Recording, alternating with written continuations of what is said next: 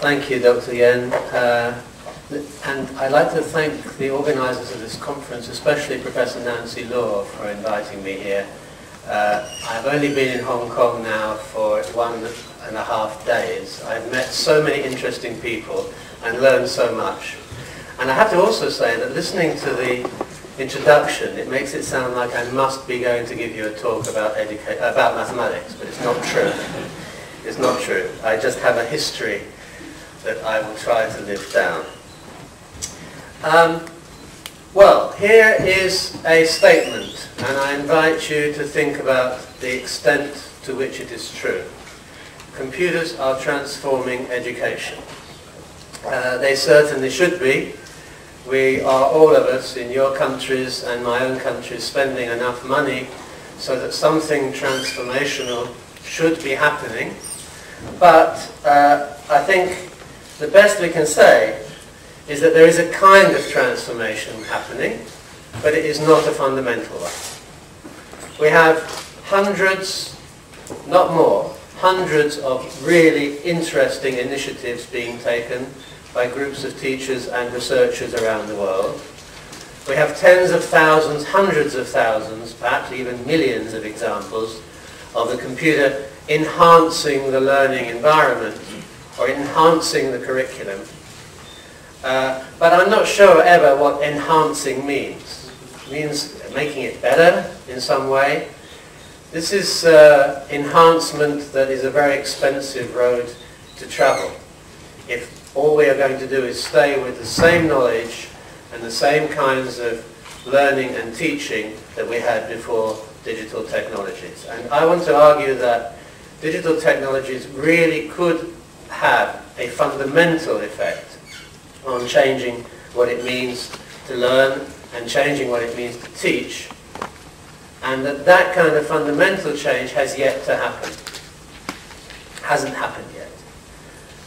I don't think that we have to wait another 20 years for it to happen. I think we have the tools, we have the technology, and we have the teachers in primary schools, secondary schools, and universities who could effect that transformation if we give some thought about what really needs to be done. And I want to focus my attention really on research that is happening around now, not at the possibilities that will come undoubtedly in 10 or 20 years. Trying to guess what will happen in 20 years is not possible anyway, because we will definitely be surprised. Whatever happens, we will be surprised by it. So what are the challenges? I think the first challenge is to try and get a body of research that we can recognize as distinctively technology-enhanced learning research. You see, by the way, the E stands for enhancement. Maybe there should be a better letter there. I noticed yesterday I was reading a paper about technology-assisted learning. I mean, these words really don't mean much, so I'm going to stick with the E.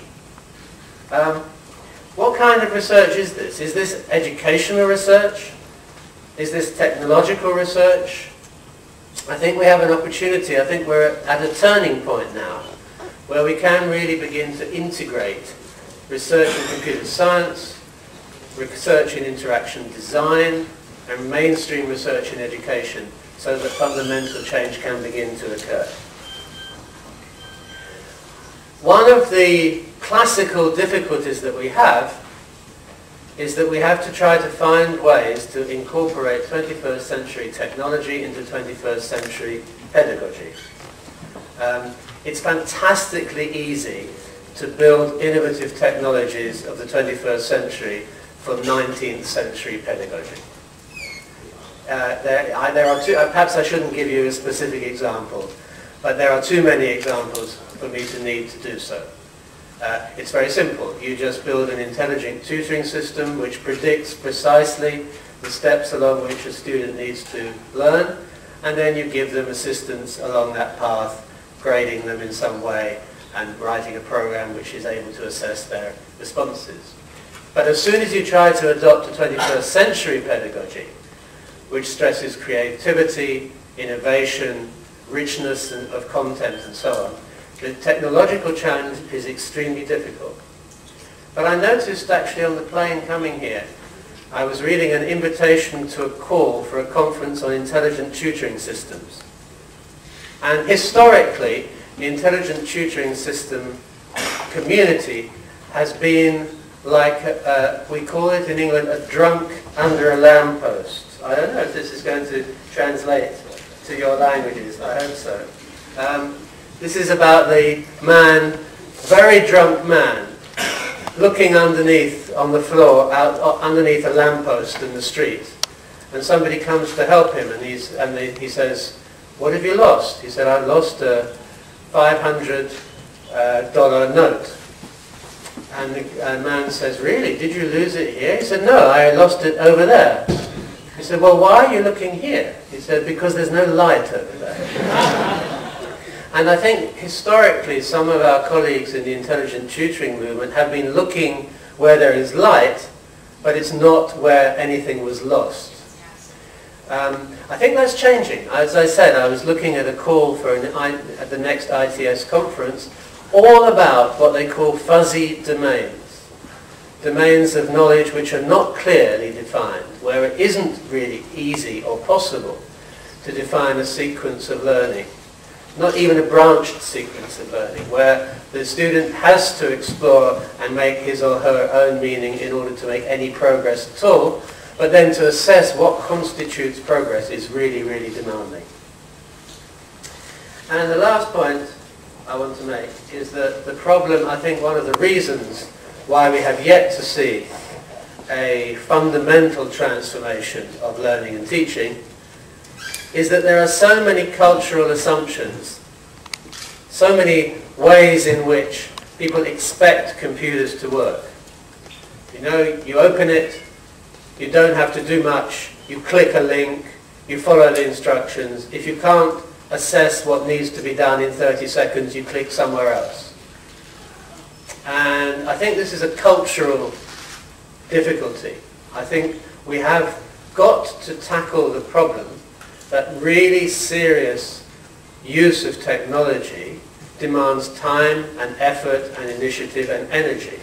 And just in the same way that you wouldn't expect somebody to be able to teach about mathematics or science or history or geography just by clicking and downloading instructions, we can't really expect this kind of huge change that is potentially possible with technology to take place just with, well, I don't know what you have in Hong Kong. In England we have 2-day training courses of how to use technology, which is optimistic.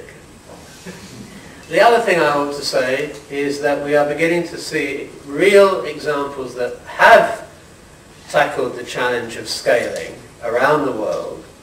I can think of some in most countries, which have worked alongside teachers as designers. And I think the days when we could, I was talking to somebody just now about the London BET, British Educational Technology shows. And there are hundreds of thousands of people that go to these shows and thousands of people displaying their systems. And most of them have one thing in common, which is that they were designed without the teachers who are going to use them, and they're hoping to give the teachers something to do. And I think we have to live beyond that.